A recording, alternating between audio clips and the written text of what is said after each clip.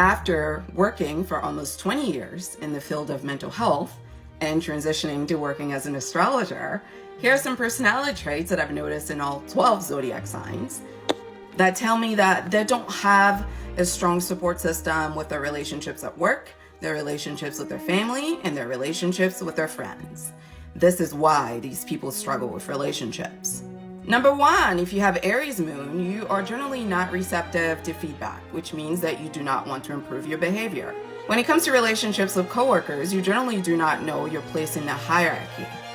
Also, it's possible that you often take things very sensitively and very personally that are not intended to be taken personally.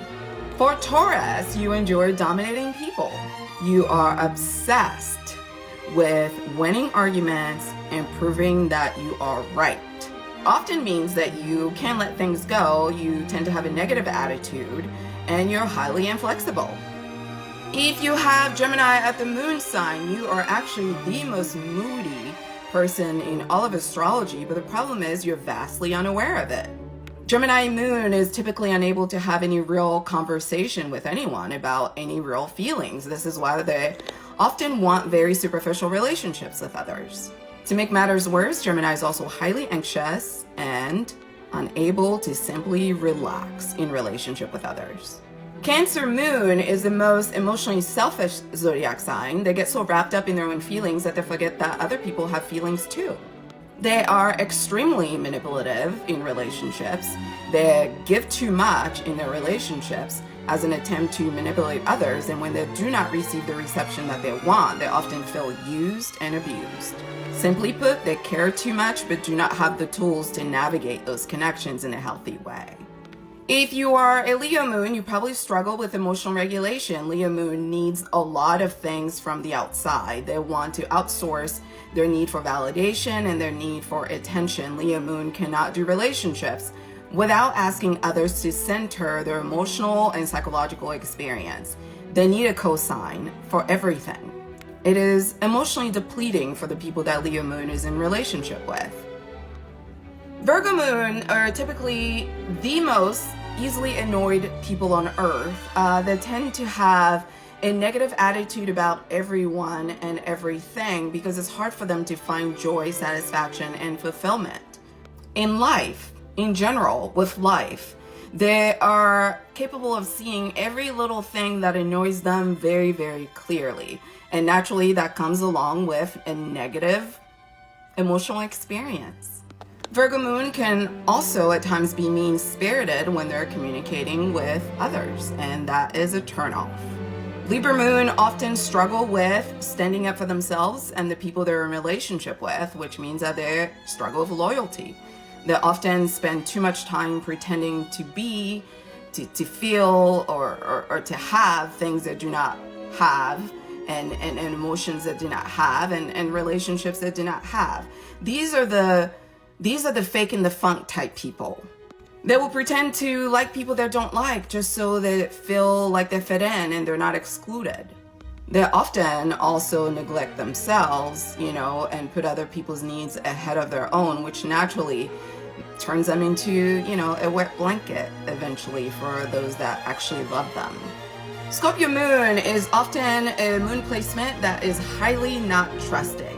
These people do not trust, therefore they do not open up. Their inability to open up is directly tied to their inability to form any sort of bonds with others, emotional bonds, that is. They're often looking for problems in their relationships. They're often emotionally intrusive.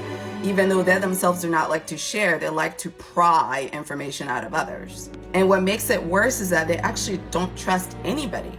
So imagine trying to do relationships with someone that doesn't trust you. Sagittarius moon is here for a fun time, not a long time. These people are inattentive as a friend. They are unstable, all over the place, and highly selfish with pursuing whatever vibe they feel in the moment. They can be present with you, but emotionally neglectful. And these are often the grass is always greener on the other side type people. These people often struggle with deep and intimate relationships because at the drop of a hat, they can just leave a relationship hanging, never to be heard from ever again. Capricorn moon do not want no new friends. You know that no new friend, no new friend, no, that Drake song, that was written for Capricorn moon. So you're in relationship with somebody who doesn't actually want to be in relationship. Capricorn moon also oftentimes prefer work over human relationships. Their reserved and traditional demeanor is often perceived as them being mean and cold and unfriendly, which, is not a good PR move if you're trying to be, a good friend to a lot of people. Aquarius moon as the intellectual of the zodiac is highly argumentative, and that in and of itself is a turnoff. To make matters worse, they also see emotional expression, which is very human, as a weakness, which means that to be their friend, you have to be robotic. And lastly, they are often so afraid of losing themselves in a group setting that they become like these contrarian type personalities. These are the yes but people. These are the devil's advocate people. These are the stirring the pot people, the people that are often looking for something that doesn't fit in so that they can argue the opposite point. If you like peace and stability, a relationship with an Aquarius moon can be very challenging. Lastly, Pisces moon have worked their entire lives as their mother's therapist, and they've continued that trend into the real world. These are people who go into relationships with no boundaries and no expectations. Pisces moon is often a pushover. They often have zero self-respect in their relationship, so naturally they get used and abused. What's interesting about Pisces moon, though, is that they like to take on this victim mentality. They have a victim complex, so they're very obsessed with being seen as somebody that has been done wrong in their relationships. So they will naturally manifest relationships where they give to people who do not give to them. In fact, Pisces moon is the #1 zodiac sign most likely to attract narcissists. Subconsciously, they have a deep-seated need to whine and complain about being treated unfairly, but in this physical realm, they do nothing to prevent that from happening ever again. So naturally, to be friends with Pisces moon, you have to have a lot of room for their negative emotions. Negative emotions that are the result of their own self-harming behavior that they actually don't want to do anything about. What do you think about these characteristics? Feel free to share them with your friends and family. If you want deeper interaction with me, you can certainly watch more videos on YouTube, join my private manifestation group on Patreon, and follow me on social media at Intuitive Healing. Of course, if you want to change any of those negative characteristics, link in bio to schedule a reading with me.